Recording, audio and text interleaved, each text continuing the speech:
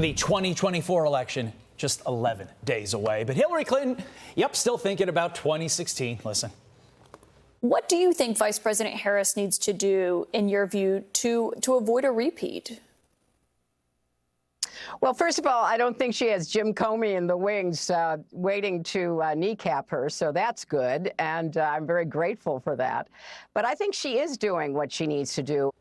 Joe Concha is a Fox News contributor, and he joins us now. Joe, what do you think about what she said about bringing up Jim Comey again? Well, Hillary Clinton blamed a few people and things in 2016 when she lost. And now she's on this 8-year public health therapy tour that never seems to end. Let me list the things that she named as far as why she lost in 2016.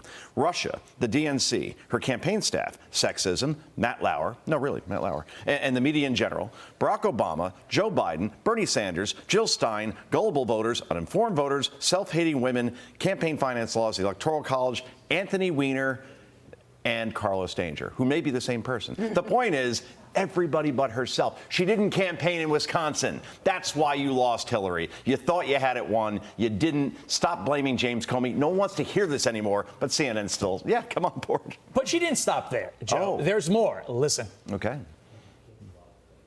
There's also a double standard because it still is very difficult to cover Donald Trump. I think there is almost a default in the press where people go back and say, okay, well, at least Harris is trying to answer questions and she is putting out real policy. So, let's go pile on her and make sure we know exactly what she's talking about, because there is no comparison. She has specific policies. Okay. So there's a double standard when people in the media, who, let's face it, are already in the tank for Kamala, actually do their jobs and press her for information. Shouldn't having policies that you can articulate be like the price of entry if you want to be the leader of the free world? How will you be different from Joe Biden? What will you do differently for the last 4 years than if you were to win the presidency? She still can't answer the question. The bottom line is that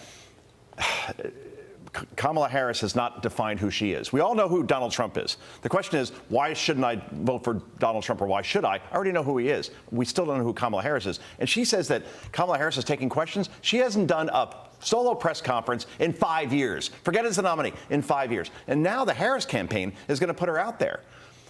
Because nothing says winning quite like Hillary Clinton and Liz Cheney, right? Where two people, if you're in a room with them, it's impossible to smile. They don't bring optimism. This is a desperation ploy by the Harris campaign. And now we see that New York Times poll this morning.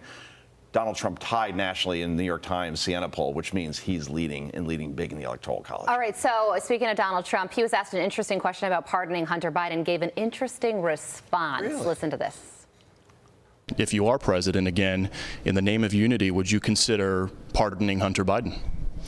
Well, I wouldn't do anything that would be overt in terms of Hunter. It's a sad situation. And I'll bet you the father probably pardons him. Let's see what happens. But he's a bad boy. There's no question about it. But I don't want to hurt people. Joe? He's a bad boy.